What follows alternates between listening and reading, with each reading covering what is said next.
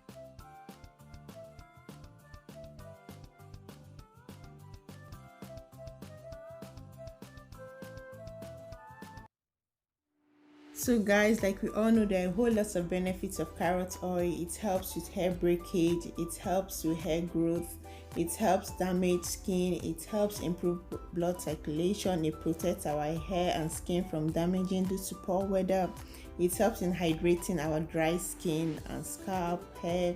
It serves as a protective coating on the skin and hair, which helps them retain their natural moisture level.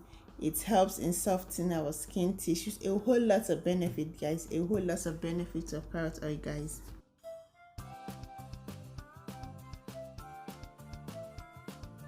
So the filter cloth I got it from a local grocery store in my area. I'll be using it to strain out the oil from the carrot. So if you don't have it, you can use a filter or a cheesecloth, whatever, just whatever that works for you, use it. Then I turned the oil, the mixture, into the filter cloth. Then what I will advise you to do after turning it, do not press, just hold it and allow the oil. If you have something you can use in holding it, do it, but do not press, so the oil drains out itself. The mistake I made was pressing, and as you can see in the video, the carrot water came in as well. We don't want that. We so don't want that. That is the carrot water coming in as well. So if you have the strength and energy and the time, you can hold the cheesecloth or better use a filter and let it be, but do not press if you're using a cheesecloth or filter cloth. You see my came out kind of watery, and if such a thing happens, if yours comes out watery, I advise you to put it back on the fire so the water dries up. That is it. Those are the water and the oil together, but it wasn't really a big deal for me. I could still use it, so there was no need of me putting it back on the fire. Then I had to turn it back in a tight container, and I'll preserve it in the fridge. Like I said guys, do not press.